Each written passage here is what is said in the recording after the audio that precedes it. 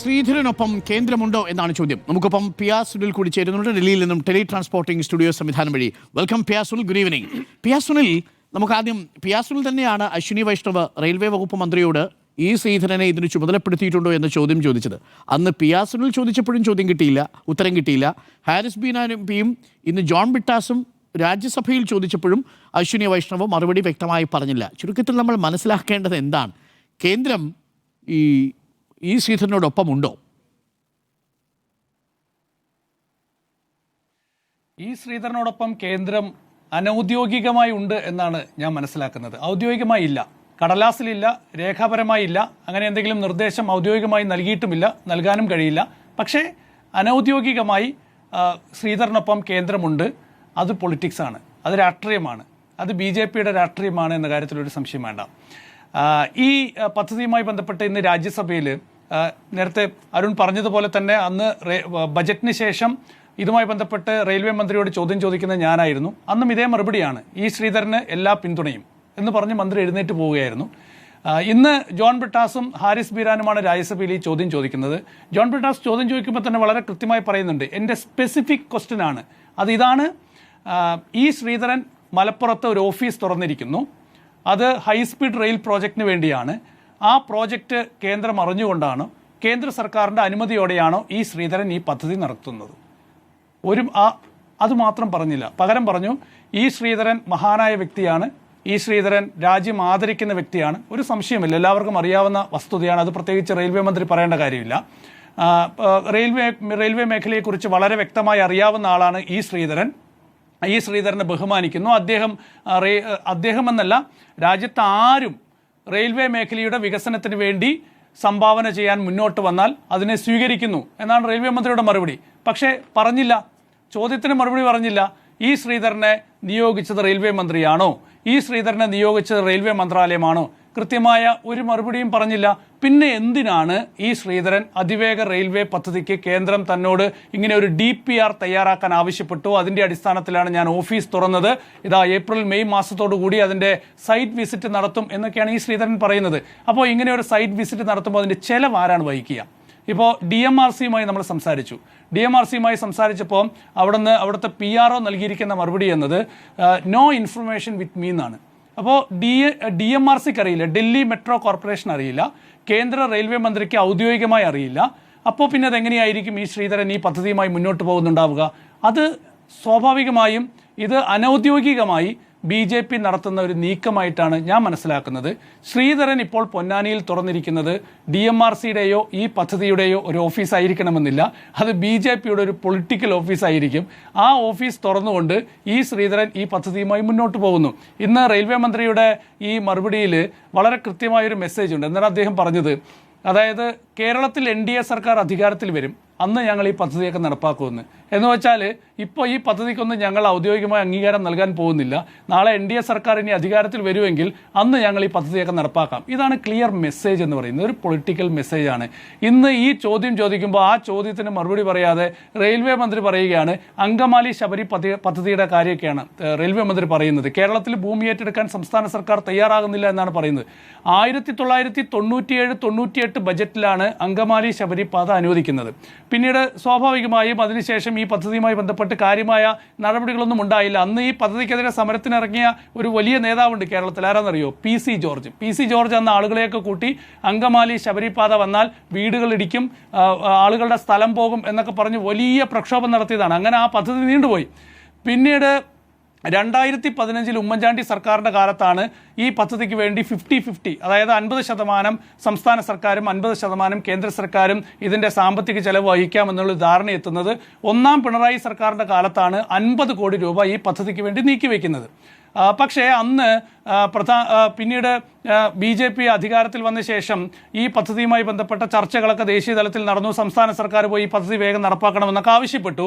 അന്ന് പ്രധാനമന്ത്രിയുടെ നേരിട്ടുള്ള നിരീക്ഷണത്തിൽ ഈ അങ്കമാലി ശബരി പദ്ധതി ഉൾപ്പെടുത്തി. പിന്നീട് പ്രധാനമന്ത്രി നേരിട്ട് ചീഫ് സെക്രട്ടറി ആയിരുന്ന വിജയാനന്ദുമായി ചർച്ച നടത്തി. എന്നിട്ട് പറഞ്ഞു വേഗത്തിൽ സ്ഥലം ഏറ്റെടുക്കണം എന്ന് പറഞ്ഞു. അപ്പോൾ ഈ പദ്ധതി ചെലവ് കൂടി. അപ്പോൾ സംസ്ഥാന സർക്കാർ ആവശ്യപ്പെട്ടു ഈ പദ്ധതിയുടെ ആ ചർച്ചയിൽ തന്നെ ചീഫ് സെക്രട്ടറി ആവശ്യപ്പെട്ടു ഈ പദ്ധതിയുടെ മുഴുവൻ ചെലവും കേന്ദ്ര സർക്കാർ വഹിക്കണം, സംസ്ഥാനത്തിന് താങ്ങാൻ പറ്റില്ല. പ്രധാനമന്ത്രി ഉറപ്പ് നൽകി വഹിക്കാമെന്ന്. പക്ഷേ അതുമായി ബന്ധപ്പെട്ട് സംസ്ഥാനം കത്തയച്ചപ്പോൾ റെയിൽവേ മന്ത്രാലയം പറഞ്ഞു ഞങ്ങൾക്ക് ഈ പൈസയുടെ 50% പദ്ധതി ചെലവ് വഹിക്കാൻ പറ്റില്ല. തർക്കമായി. അതോടുകൂടി പ്രശ്നമായി. പിന്നീട് ഈ പദ്ധതി കേന്ദ്ര സർക്കാർ മരവിപ്പിച്ചു. അങ്കമാലി ശബരി പാത പദ്ധതി കേന്ദ്ര സർക്കാർ മരവിപ്പിച്ചു. പിന്നെ എങ്ങനെയാണ് ഈ പദ്ധതിക്ക് വേണ്ടി സംസ്ഥാന സർക്കാർ ഭൂമി ഏറ്റെടുക്കുക? ഈ അടുത്ത കാലത്താണ് ഈ മരവിപ്പിച്ച നടപടി കേന്ദ്ര സർക്കാർ പിൻവലിച്ചത്.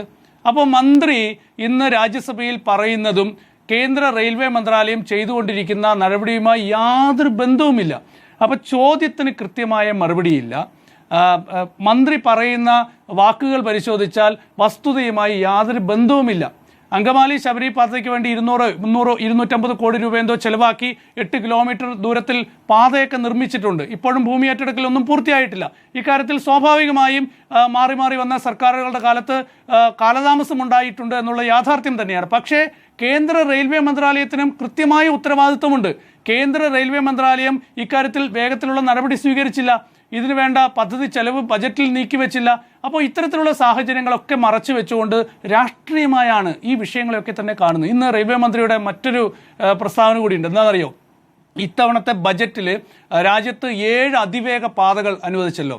ആ പാതകളൊന്ന് മഹാരാഷ്ട്രയിലുണ്ട്, തമിഴ്നാട്ടിലുണ്ട്, ആന്ധ്രാപ്രദേശിലുണ്ട്, കർണാടകത്തിലുണ്ട്. കേരളത്തിൽ മാത്രമില്ല. ഈ 7 അതിവേഗ പാതകൾ അനുവദിക്കുന്നതിന് മുൻപ് ഇ ശ്രീധരനുമായി ചർച്ച നടത്തിയെന്ന് റെയിൽവേ മന്ത്രി പറയുന്നുണ്ട്. അപ്പോൾ ഇ ശ്രീധരനുമായി ചർച്ച നടത്തി അദ്ദേഹത്തിൻ്റെ ഉപദേശം കേട്ട ശേഷമാണ് ഈ 7 പാതകൾ അനുവദിച്ചത് എന്ന് പറയുമ്പോൾ കേരളത്തിന് മാത്രം ആ ഒരു പാത അനുവദിച്ചിട്ടില്ല.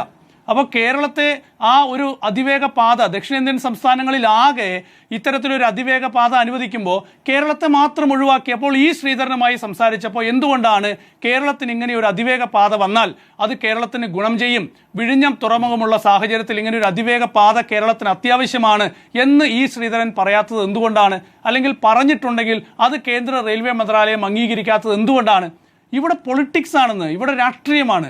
ഇതൊരു രാഷ്ട്രീയ കളിയാണ്. കാരണം കേരളത്തെ ഇങ്ങനെ പദ്ധതികളുടെ കാര്യത്തിൽ ശ്വാസം മുട്ടിക്കുക എന്ന് പറയുന്ന ഒരു രാഷ്ട്രീയം അത് കഴിഞ്ഞ കുറേ കാലങ്ങളായി നമ്മൾ കാണുന്നതാണ്. അതിപ്പം നമ്മുടെ സംസ്ഥാനത്തിന് കൊടുക്കുന്ന പണത്തിൻ്റെ കാര്യത്തിലായിക്കോട്ടെ, മറ്റ് വികസന പദ്ധതികളുടെ കാര്യത്തിലായിക്കോട്ടെ, അതുപോലെ തന്നെ സംസ്ഥാനത്തിന് ഫണ്ട് അനുവദിക്കുന്ന കാര്യത്തിലായിക്കോട്ടെ, വയനാട് ദുരിതാശ്വാസ പാക്കിൻ്റെ തുക നൽകുന്ന കാര്യത്തിലായിക്കോട്ടെ, എല്ലാ കാര്യത്തിലും ഇതാണ് നിലപാട്. അതായത് കേരളത്തിൽ BJP ഭരിക്കാത്തത് കൊണ്ട് ഞങ്ങൾ അങ്ങോട്ട് പണം നൽകില്ല. അപ്പോൾ പ്രതിപക്ഷ സംസ്ഥാനങ്ങളോട് കാണിക്കുന്ന ആ ഒരു ഇരട്ടത്താപ്പ് തന്നെയാണ് ഈ വിഷയത്തിലൊക്കെ തന്നെ കാണുന്നത്. ഇന്ന് റെയിൽവേ മന്ത്രി പറയുകയല്ലേ, ഇന്ന് നേരത്തെ ഞാൻ റെയിൽവേ മന്ത്രിയോട് ബജറ്റിന് ശേഷം ചോദിച്ച ചോദ്യത്തിൽ കേരളത്തിന് അതിവേഗ റെയിൽവേ പദ്ധതി ഉണ്ടോ എന്ന് ചോദിച്ചപ്പോൾ അദ്ദേഹം ഒന്നും മിണ്ടിയില്ല. പക്ഷേ ഇന്ന് ജോൺ ബ്രിട്ടാസിൻ്റെ ചോദ്യത്തിന് അദ്ദേഹം മറുപടി പറയുന്നുണ്ട്, കേരളത്തിന് അങ്ങനെ ഒരു പദ്ധതി വേണമെങ്കിൽ ഞങ്ങൾ പരിശോധിക്കാം എന്ന്. അപ്പോൾ കേരളത്തിന് അങ്ങനെ ഒരു പദ്ധതി വേണമെങ്കിൽ ഞങ്ങൾ പരിശോധിക്കാം എന്ന് പറയുന്ന റെയിൽവേ മന്ത്രിക്ക് എന്തുകൊണ്ടാണ് ഈ ശ്രീധരൻ അങ്ങനെയൊരു പദ്ധതിക്കായിട്ട് അവിടെ DPR തയ്യാറാക്കാനുള്ള പ്രവർത്തനം നടത്തുന്നുണ്ട്, ഈ ശ്രീധരനുമായി നിങ്ങൾ ചർച്ച നടത്തൂ, സംസ്ഥാന സർക്കാരും ഈ ശ്രീധരനും തമ്മിൽ ഈ വിഷയത്തിൽ ഒരു ചർച്ച നടത്തി ഒരു തീരുമാനമെടുക്കൂ എന്ന് റെയിൽവേ മന്ത്രി പറയാത്തത് എന്തുകൊണ്ടാണ്? മറ്റൊരു കാര്യം, ഈ ശ്രീധരൻ ഈ പദ്ധതിക്കായി ഇപ്പോൾ DPR തയ്യാറാക്കും എന്നാണല്ലോ പറയുന്നത്. എന്തുകൊണ്ടാണ് ഈ ശ്രീധരൻ സംസ്ഥാന സർക്കാരുമായി ബന്ധപ്പെടാത്തത്? ഈ ശ്രീധരന് മാത്രമായി കേരളത്തിൽ ഇങ്ങനെയൊരു പദ്ധതി നടപ്പാക്കാൻ സാധിക്കുമോ? അതിലെന്ന് മുഖ്യമന്ത്രി ചോദിച്ചത് റെയിൽവേ മന്ത്രാലയത്തിൻ്റെ ഔദ്യോഗിക അനുമതിയില്ല. പിന്നെ എങ്ങനെയാണ് ഈ ശ്രീധരൻ ഈ പദ്ധതിയുമായി മുന്നോട്ട് പോകുന്നത്? സംസ്ഥാന സർക്കാരുമായി കൂടിയാലോചിച്ചിട്ടുമില്ല. അപ്പോൾ സംസ്ഥാന സർക്കാർ വേണ്ടേ ഭൂമി ഏറ്റെടുത്ത് കൊടുക്കാൻ? നാളെ ഈ പദ്ധതിക്ക് കേന്ദ്ര റെയിൽവേ മന്ത്രാലയം അംഗീകാരം നൽകിയാൽ ഈ പദ്ധതിക്ക് ആരാ ഭൂമി ഏറ്റെടുക്കുക? അത് സംസ്ഥാന സർക്കാർ ഏറ്റെടുക്കണ്ടേ? 50% പണം സംസ്ഥാന സർക്കാരിനെ വഹിക്കേണ്ടത്. ഇന്ന് എനിക്ക് തോന്നുന്നു 1900 കോടി രൂപ ഈ പദ്ധതിക്ക് വേണ്ടി നീക്കിവെച്ചു. അത് തെരഞ്ഞെടുപ്പ് മുന്നിൽ കണ്ടൊക്കെയാണ് എന്നൊക്കെയുള്ള വിമർശനങ്ങൾ ഉണ്ടാകാം, സ്വാഭാവികമായും. പക്ഷേ ഞാൻ പറയുന്നത് ഈ എനിക്ക് തോന്നുന്നു ഈ പദ്ധതിക്കല്ല, അത് ശബരി റെയിൽ പാതയ്ക്ക് വേണ്ടിയാണ് ഞാൻ പറഞ്ഞത്. ഈ സംസ്ഥാന സർക്കാർ ഭൂമി ഏറ്റെടുക്കാതെ എങ്ങനെയാണ് ഈ പദ്ധതിയുമായി മുന്നോട്ട് പോകാൻ സാധിക്കുക? അപ്പോൾ ഇതിൽ വളരെ കൃത്യമായൊരു പൊളിറ്റിക്കൽ നീക്കം BJP നടത്തുന്നതിൻ്റെ ഭാഗമായാണ് ഈ ശ്രീധരന് മുന്നിൽ നടത്തിയിട്ടുള്ള ഒരു കളിയാണ്. ആ കളി BJPയുടെ കളിയാണ്. BJP ഇപ്പോൾ പ്രചരിപ്പിക്കാൻ ശ്രമിക്കുന്നത് കേരളത്തിൽ BJP ഭരിച്ചാലേ വികസനം വരൂ എന്നാണ്. തിരുവനന്തപുരം കോർപ്പറേഷൻ കിട്ടിയിട്ട് തിരുവനന്തപുരത്ത് എന്തൊക്കെ വികസനമാണ് ബജറ്റിൽ പ്രഖ്യാപിച്ചതെന്ന് നമുക്കറിയാമല്ലോ. ഒരു കാര്യം വ്യക്തമാണ്, കേരളം ഇതുവരെ നേടിയിട്ടുള്ള നേട്ടങ്ങളൊന്നും BJP ഭരിച്ചത് കൊണ്ടല്ല.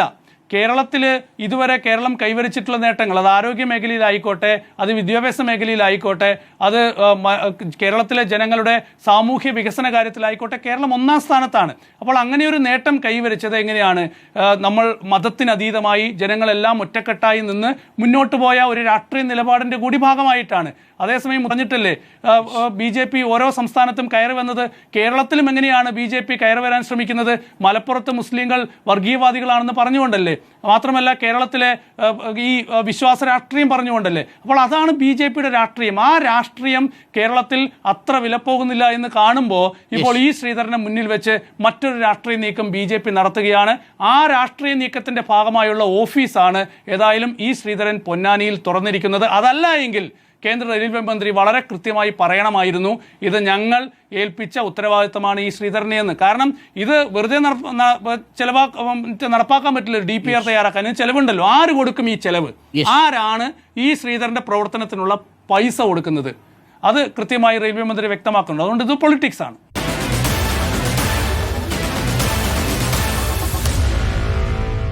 Meet the editors.